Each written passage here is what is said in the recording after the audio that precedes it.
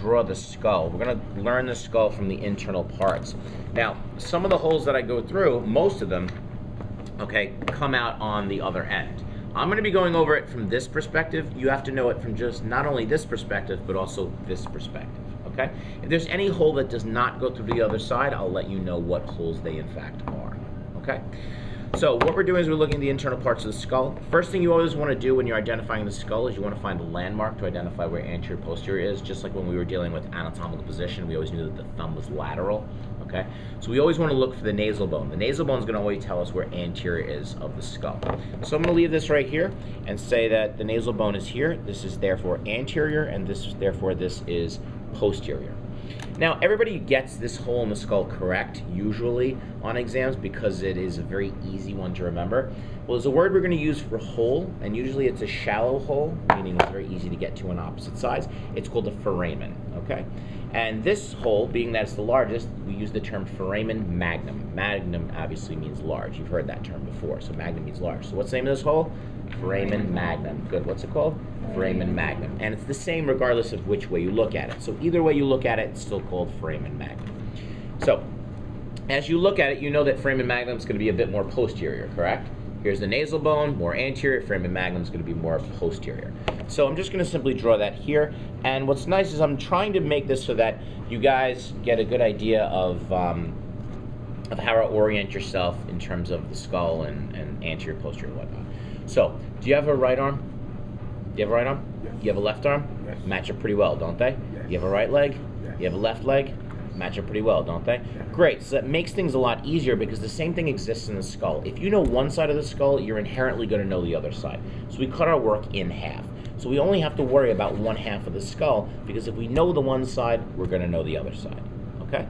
So, the skull is actually divided, when you look inside, it's actually divided into 3 separate sections, okay? Now, we've heard the term fossa before. What did fossa mean? Depression, excellent. So we have 3 depressions here. We have a depression here called the anterior cranial fossa, a depression here called the middle cranial fossa, and then we have one in the back called the posterior cranial fossa. Makes sense, right? So what I'm going to do is right here, I'm just going to write ACF for anterior cranial fossa, MCF for middle cranial fossa, and PCF for posterior cranial fossa, okay? The first thing we're going to do is we're going to work in the anterior cranial fossa. So like I said to you guys, that when we look at the skull itself, every time we see a sutural line, it means we're dealing with a different bone. So everybody see that yellow suture line right there? Everybody see that line in there? See that line right there? Therefore, this right in here is a different bone than everything outside of it, correct? The name of that bone right there is called the ethmoid bone. So say ethmoid bone. Ethmoid bone. Good. So this right here is in fact called the ethmoid bone. Now, one of the things you need to do is pay attention to the question I ask on the exam. If I ask for the name of the bone, I'm looking for the term ethmoid bone, okay? But there are parts to that ethmoid bone. So if I point to this, there's an elevation on the ethmoid bone, okay? There's an elevation on the ethmoid bone, and it sticks straight up in the air. Does everybody see that? That elevation right there on the ethmoid bone? Okay? So it looks like a crest, like the crest of a mountain. The crest of a mountain, the Latin word for crest is crista. Therefore, the name of this structure right here that's elevated is called the crista galli. What's it called? Good. What's it called? Crista galli. So the elevation is called crista galli. And I'm just going to darken that area in the center of the ethmoid bone to represent the crista galli. Okay? Now there's a depression on either side of the crista galli. There's a depression on either side of the crista galli. Okay? And that depression on either side of the crista galli is going to be known as the cribriform plate. Easy way to remember it, a baby sleeps in a crib, correct? And a crib is a depression, isn't it? Okay? So the depression on either side of the crista galli is called the what? Cribriform plate. So crib is going to be what? Depression. So where does the crista galli sleep? In the cribriform plate. So the depression on either side of the crista galli is called the what? Cribriform plate. So the crista galli sleeps in the where? Cribriform plate. Okay, good.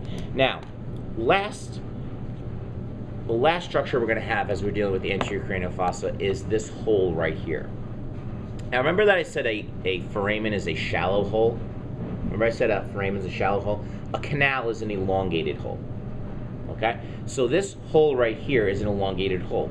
This hole right here is called the optic canal. The optic nerve passes through the optic canal. That's the nerve that's responsible for you, allowing you to see. So this right here is called the optic canal. What's it called? Optic canal. Good. And what is this hole right here called? Optic canal. Very good. Okay? Whether it's on the right or the left side, it's known as the what? Optic canal. Good. So that's really simple, okay? So the optic canal is going to be approximately right there. Okay. Now, we're in the middle cranial fossa. So take a look at this. So I drew a circle here, a slanted hole here, and another smaller circle here, okay? Then I have another one that's a bit more medial. This last one that I drew, I'm going to put L for last. That last one that you see there is going to be a bit more medial. But does everybody agree that these three holes are directly anterior to posterior? Remember, this is anterior, this is posterior. Aren't they directly written anterior to posterior? Does everybody see that? Okay, they're anterior to posterior, right? In a straight line. Okay, and notice that this one's oval in the middle, right? So this one's these three are in a straight line, directly anterior to posterior, right? Yes, I'm saying it a bunch of times for a reason. Well, I had an ex-girlfriend. Her name was Rose. She used to always give me headaches. They started in the anterior side and they ended in the posterior side, okay? And she was really weird. She didn't spell her name the same way everyone else spells Rose. She spelled it R-O-S as opposed to R-O-S-E. Here is Rose. Foramen R, rotundum. Foramen O, foramen ovale. And foramen spinosum, S. R-O-S. What's my ex-girlfriend's name? Rose. How do you spell it? R-O-S. And she gave me headaches from where? Anterior to posterior. In other words, saying you write Rose anterior to posterior. R-O-S. Foramen rotundum, foramen ovale, foramen spinosum. So I'm going to write the word foramen here. So you have rotundum, ovale, and spinosum. Does everybody get that? So it's R-O-S. And then this last one you see that medial, this last one that you see as medial is going to be known as the foramen lacerum. Some people pronounce it lacerum, some people pronounce it lacerum, doesn't really matter, but this is called the foramen lacerum. I say lacerum is how I learned it. So this is foramen rotundum, foramen ovale, foramen spinosum, and then the last one you see in the second section, or the middle cranial fossa, is called what? Lacerum. So everybody, lacerum. Lacerum. Lacerum. Good. Now, we're done with the middle cranial fossa. Now, do you agree that this is the external? Do you agree that this is the external part of the skull? Just say yes. Yes. Good. Okay. Is this the external part of the skull? Yes. Is therefore this the internal part of the skull? Yes. Yes. Makes sense, right? Now, this is called the external acoustic meatus. Okay. External because it's outside. Acoustic. You could also call it auditory. Okay. Acoustic and auditory is representing sound. So where do you think your ear leads into? Right here. Correct. And then meatus or canal. So there's actually 4 different answers I'll accept. I'll accept either external acoustic canal, external acoustic meatus, external auditory meatus, and external auditory canal. Okay? Any one of those 4 variations, I don't particularly care because I've seen them in books in all 4 of those ways. So I don't really care which one you use. Okay? But if I took this stick and put it through the other side, you'd see it would come out right here. Therefore, this is called the what? Internal acoustic meatus, or internal acoustic canal, or any of the 4. Does that make sense? So on the outside it's called what? External. The one on the inside is called what? Internal. Good. And notice we're in the posterior cranial fossa at this point. Now, does everybody see this hole that looks like a jelly bean? Does everybody see that hole that looks like a jelly bean? Okay. The jelly bean shaped hole right here. Okay. That's known as the jugular foramen. So the jelly bean is the what? Jugular. Good. So the jelly bean's the what? Jugular. Jelly bean's the what? Jugular. Good. Jelly bean's the what? Jugular. Good. And the jugular shaped like a what? Jelly bean. Has everybody got that? Okay, good. Now the largest hole in the skull you know is the what? Foramen magnum. Good. What's the largest hole in the skull? Good. So we're not too worried about remembering that. This hole that's below every other hole. Do you agree that that hole is below every other hole? With the exception of the foramen magnum, because it's so easy to remember. Okay. What's the prefix we used for below or below normal?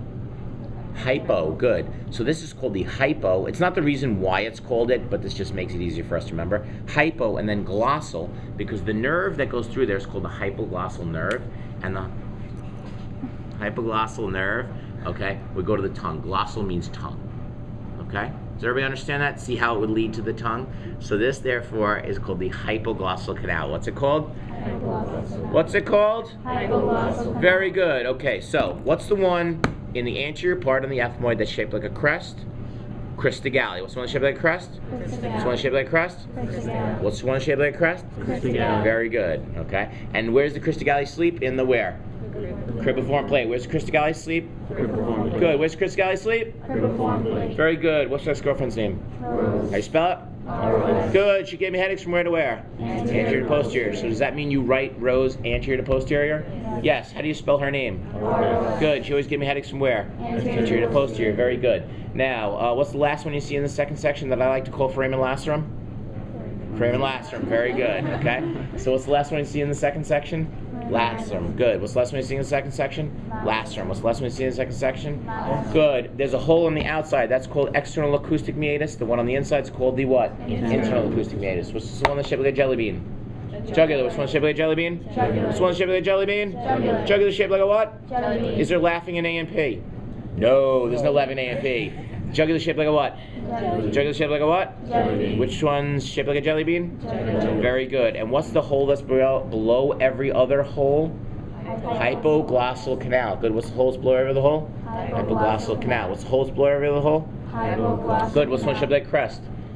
Cristagalli. What's one shaped like crest? Cristagalli. Cristagalli sleeps in the where? Cribriform plate. Cristagalli sleeps where? Cribriform. Good. What's one shaped like crest? Cristagalli. What's one shaped like crest? Cristagalli. Good. Cristagalli sleeps where? Cribriform plate. Good. What's your girlfriend's name? Rose. How do you spell it? R-O-S. She gave me headaches from where to where? Anterior to posterior. Good. What's the last one you see in the second section?